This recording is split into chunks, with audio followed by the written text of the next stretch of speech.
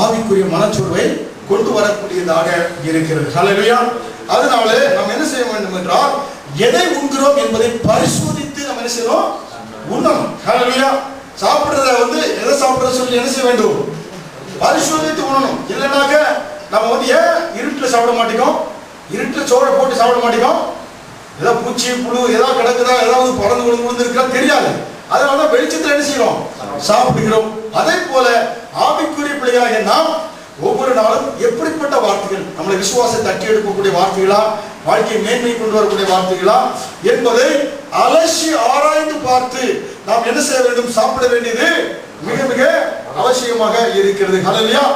ஏனென்றால் இந்த தேவனுடைய வார்த்தை என்று சொல்லக்கூடிய இந்த நற்செய்தியில இந்த சுவிசேஷம் என்பது, அது பாருங்க, இந்த வார்த்தை என்றால் சுவிசேஷம் என்றால், நற்செய்தி என்றால் ஒன்று, அது நித்திய வாழ்வை குறித்து சொல்லக்கூடியது. அது நற்செய்தினா அதுல அர்த்தம் என்ன, 4 அர்த்தம் பாருங்க. அதுல 5 அர்த்தங்கள். அதுல இட்டர்னல் லைஃப், அதாவது எத்தனை வார்த்தைகள் அது வரவேற்கிற இந்த சுவிசேஷம் என்றால், நல்ல செய்தி என்றால் இட்டர்னல் லைஃப், நித்திய வாழ்வை குறிக்கிறது. இரண்டாவது, மரணத்தை விட்டு ஜீவனுக்குள் பிரவேசிப்பது, அதான் நற்செய்தி. புரியுங்களா? மரணத்தை விட்டு ஜீவனுக்குள் பிரவேசிப்பது. நற்செய்தி கேட்டோம்னா ஒருத்தர் மரணத்துக்குள்ள இருக்கக்கூடிய கூட அதை விட்டு ஜீவனுக்குள்ள வரக்கூடியவனாக இருக்கிறான், தோல்வியில் இருக்கக்கூடியவன் வெற்றிக்குள்ள வரக்கூடியவனாக இருக்கிறான். இந்த வார்த்தை நற்செய்தியை கேட்டால் அவன் நித்திய வாழ்வுக்குள்ளாக செல்ல முடியும். நற்செய்தி என்றால் மூன்றாவதாக the divine peace, தெய்வீக சமாதானத்தை, இந்த வார்த்தை கேட்கின்ற பொழுது அது உங்களுக்கு தெய்வீக சமாதானத்தை கொண்டு வரக்கூடியதாக, அதாவது எல்லா புத்திக்கும் மேலான தேவ சமாதானத்தை கொடுக்கக்கூடிய வார்த்தை நற்செய்தி. நான்காவதாக இந்த நற்செய்தி சொல்லுகின்ற பொழுது சொல்லி முடியாத ஒரு மகிழ்ச்சி உண்டாகும். என்ன உண்டாகும் பாருங்க, சொல்லி முடியாத ஒரு மகிழ்ச்சி, அன்பு உங்கள் இதயங்களிலே ஊற்றப்படும். ஹல்லேலூயா. அது மட்டுமல்ல, பாத்தீங்கன்னா இது நமக்கு நித்திய வாழ்வை கொடுக்கக்கூடியதாக இருக்கிறது. இதுதான் நற்செய்தி. ஹல்லேலூயா. அப்ப இந்த நற்செய்தி சொல்கின்ற பொழுது இப்படிப்பட்ட நித்திய வாழ்வு, சொல்ல முடியாத சந்தோஷம், ஏன்னா மரணத்தை விட்டு நீங்கி, ஏன்னா இப்படிப்பட்ட வார்த்தைகளை நம்ம என்ன செய்யணும், கேட்க வேண்டும். ஹல்லேலூயா. நம்ம நம்மளை கண்டம் பண்ணக்கூடிய, காண்டம்னேஷன் பண்ணக்கூடிய வார்த்தைகளை கேட்டா இன்னும் ஏற்கனவே சோர்வு, இதில் இன்னும் அதிகமான சோர்வுக்குள்ளாக நம்ம என்ன செய்து விடுவோம், அமிழ்ந்து விடுவோம். அதனால பவுல் சொல்லுகிறார் 2 கொரிந்தியர் 6வது அதிகாரத்துல வசனம் 9 முதல் 13 வரை பார்க்கின்ற பொழுது கூட படிக்க வேண்டாம். அதுல என்ன செய்யறாங்கன்னா, விசுவாசிகள் நம்ம எப்படி இருக்கணும், ஊழியர்கள் எப்படி இருக்கணும், நம்ம எப்படிப்பட்டவரை எந்த சூழ்நிலையிலும் எப்படி இருக்க வேண்டும் என்றால் மனம் பூரிப்பாக இருக்க வேண்டுமா. எப்படி இருக்கணுமாக்கா, பாருங்க 2 கொரிந்தியர் 6:13ல நீங்கள் பூரிப்பாகுங்கள் என்று சொல்கிறேன்னு சொல்றாரு. நீங்க எப்படியா இருந்தாலும், எனக்கு கஷ்டமா இருந்தாலும் சந்தோஷமா இருங்க அப்படின்னு சொல்லிட்டு நீங்கள் மனம் பூரிப்புள்ளவர்களாக இருங்கள் என்று சொல்லக்கூடியவராக அதுல இருக்கிறார் என்று நம்ம பார்க்கிறோம். ஹல்லேலூயா. அப்ப விசுவாசி என்றால், தேவனுடைய பிள்ளை என்றால் மனமகிழ்ச்சி உள்ளவர்களாக நம்ம இருக்க வேண்டும். அதான் ஆவிக்குரிய சோர்வை போக்குவதற்கு பவுல் சொல்றாரு, எப்பொழுது நீங்க என்ன செய்ய, சந்தோஷமா இருங்க. ஹல்லேலூயா. மனமகிழ்ச்சியா இருங்க. எப்படி இருக்கணும், மனமகிழ்ச்சி உள்ளவர்களாக, எப்பொழுதும் சந்தோஷம் உள்ளவர்களாக, மனம் ரம்மியம் உள்ளவர்களாக, திருப்தி உள்ளவர்களாக என்ன செய்ய வேண்டும், இருக்க வேண்டும். ஹல்லேலூயா. பிரச்சனை, வாழ்க்கையில பிரச்சனை வராதா, பிரச்சனைகள் வரலாம். ஹல்லேலூயா. ஆனால் பிரச்சனைகளில் நீங்கள் மூழ்கி போக கூடாது, பிரச்சனை உங்களை மேற்கொள்ள விடக்கூடாது, பிரச்சனை உங்களை தாக்கப்படும். ஆனால் நீங்க பிரச்சனைக்குள்ளாக என்ன செய்து விடக்கூடாது, மூழ்கி போய்விடக்கூடாது. ஹல்லேலூயா. அப்ப தேவனுடைய சத்தியத்தை அறிந்த உண்மையான ஒரு விசுவாசி, தேவனுடைய வார்த்தை அறிந்த உண்மையான விசுவாசி என்ன எப்படி இருக்குன்னா, 2 கொரிந்தியர் 6வது அதிகாரம் 9-10 படிக்கிறது. அறியப்படாதவர்கள் எனப்பட்டாலும் நன்றாய் அறியப்பட்டவர்களாகவும், சாகுறவர்கள் எனப்பட்டாலும் உயிரோடு இருக்கிறவர்களாகவும், தண்டிக்கப்படுகிறவர்கள் எனப்பட்டாலும் கொல்லப்படாதவர்களாகவும், துக்கப்படுகிறவர்கள் எனப்பட்டாலும் எப்பொழுதும் சந்தோஷப்படுகிறவர்களாகவும், தரித்திரர் எனப்பட்டாலும் அநேகரை ஐஸ்வர்யவான்கள் ஆக்குகிறவர்களாகவும், ஒன்றுமில்லாதவர்கள் எனப்பட்டாலும் சகலத்தை உடையவர்களாகவும் எங்களை வழங்க பண்ணுகிறோம். பாருங்க, நீங்க மனசுல நினைப்பதுதான் மிக முக்கியம். பாருங்க, சூழ்நிலையில அப்படி என்ன செய்யணும், பூரிப்பா இருக்கிற கர்த்தரை நிறைவாக வைத்திருக்கிறார் என்று சொல்லி நீங்க என்ன செய்ய வேண்டும், நினைத்துக் கொள்ளுங்கள். இதுதான் ஆவிக்குரிய வாழ்க்கையில மனச்சோர்வை நீக்குவதற்கு ஒரு காரியம். அவர் சொல்கிறார், பிரச்சனையில மூழ்கி போய்விடாதே.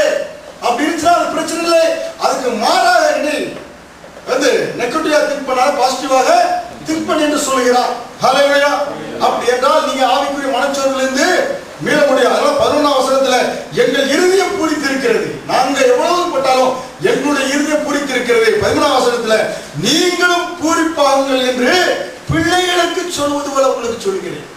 பாத்தீங்களா எப்படி சொல்றாரு பாருங்க, போல உங்களுக்கு சொல்கிறேன். அப்ப சரியான சத்தியத்தை அறிவியல் சத்தியம் உங்களை விடுதலையாக்கும். அப்ப இன்னைக்கு மாவிக்குரிய மனச்சோர்வை மேற்கொள்வதற்கு நம்ம என்ன செய்ய, சத்தியத்தை அறிந்து கொள்ள வேண்டும். சத்தியம் தான் நமக்கு என்ன செய்யும், விடுதலையை கொடுக்கக்கூடியதாக நமக்கு இருக்கிறது. ஹல்லேலூயா. சத்தியம் தான் நமக்கு விடுதலை கொடுக்கக்கூடியதாக. வாழ்க்கையில பல சவால்கள் வரலாம், ஆனால் அந்த சவால்கள் மத்தியிலே நான் சலித்து போக மாட்டேன். புரியுங்களா? என்ன செய்யக்கூடாது, சலித்து போக கூடாது. அதான் பவுல் இங்க சொல்லுகிறார். ஹல்லேலூயா. அப்ப தன்னுடைய பலனை நீங்க எவ்வாறு விசுவாசா நீங்க உங்க பலனை என்ன செய்ய வேண்டும், எவ்வாறு புதுப்பித்துக் கொள்ள வேண்டும் என்பதை நீங்க என்ன செய்ய வேண்டும், தெரிந்து கொள்ள வேண்டும். வீட்டுல உட்கார்ந்துகிட்டு ஞாயிற்றுக்கிழமை ஆலயத்துக்கு வரலாம், ஒத்தியில் உட்கார்ந்து ஒன்றும் செய்ய முடியாது. Ideal Mary's devil play ground பார்க்கணும். அப்ப ஆலயத்துக்கு வருகின்ற பொழுது அங்க என்னன்னாக்க, ஆலயத்தில் வருகின்ற போது உங்களுக்கு ஆலயத்தில் விசுவாசக்கூடிய வார்த்தைகள் திருப்பி திருப்பி சொல்லுகிறோம்.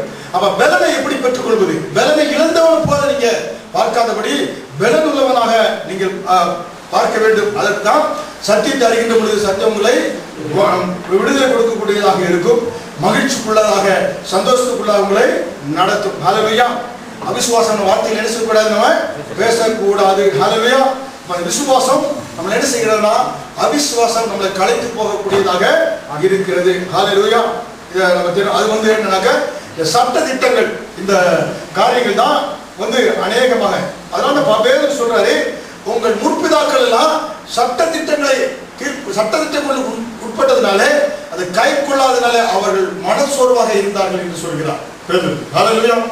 சட்ட திட்டங்கள் நம்ம என்ன செய்யலாம், இதை செஞ்சா உனக்கு இந்த குற்றம், இதை செஞ்சா உனக்கு சாபம், இதனால இந்த தண்டனை, சட்டத்தை எக்கச்சக்கமாக இன்றைக்கு சட்ட திட்டங்கள் சபைகளில் பூந்து விட்டது.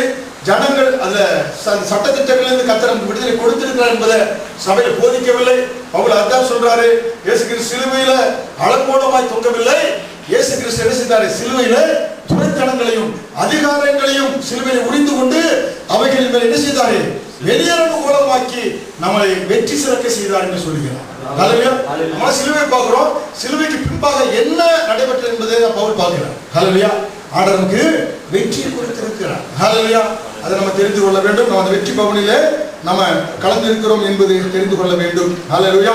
அதனால இன்றைக்கு சட்ட திட்டங்கள் வருகின்றது, பரிசுத்தத்துக்கு அதிகமாக போதிப்பாக மற்ற காரியங்கள், ஆனால் பரிசுத்தமா இருக்க வேண்டும். ஆனால் அது நம்ம ஒரு சுமையாக, ஒரு வாழ்க்கையை சோர்வை கொண்டு வரக்கூடியதாக அந்த சட்ட திட்டங்கள் நமக்கு என்ன செய்யக்கூடாது, இருக்கக்கூடாது. அதனால்தான் யோவான் சொல்கிறாரு, பிள்ளைகளே நீங்கள் பாவம் செய்யாமல் இருங்க. இந்த உலகத்தில் இருக்கிறவரை 1 யோவான் 2 பார்க்கிறோம்.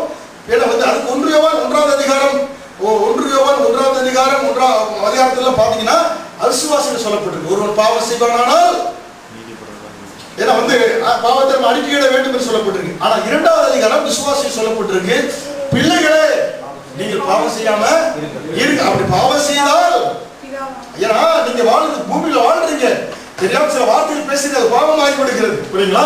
பாவம் என்பது மாமிசத்துக்குரிய பாவம் இல்லை, சின்ன, ஏன்னா பார்வை கூட பாவம் தான், காத்து கூட பாவம் தான். ஆனால் பாவம் செய்வானால் பிதாவான உங்களுக்காக பிதாவினிடத்திலே பரிந்து பேசிக் கொண்டு இருக்கிறார்.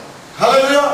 அதனால நீ பாவம் செய்து விட்டால் நீ மனம் ஓட்டு கூடாது. உங்களுக்காக பிதாவினிடத்தில் ரத்தத்தை காண்பித்து அவர் பரிந்து பேசிக் கொண்டிருக்கிறார். நம்முடைய லாயர் நமக்காக பரிந்து பேசிக் கொண்டு இருக்கிறார். அப்ப மனச்சோர்வு நம்ம என்ன செய்யறது, நான் குற்றவாளி, நான் இருக்கிற பாவி எனக்கு நடக்குமா, ஆண்டவர் ஜெபத்தை கேட்பாரா, நான் தகுதி இல்லாத ஓட்டையாண்டிங்கிற அந்த மனதிலிருந்து அந்த எண்ணத்தை எடுத்து போடு. ஹல்லேலூயா. ஏனென்றால் நமக்காக அவர் பரிந்து பேசிக் கொண்டே இருக்கிறார்.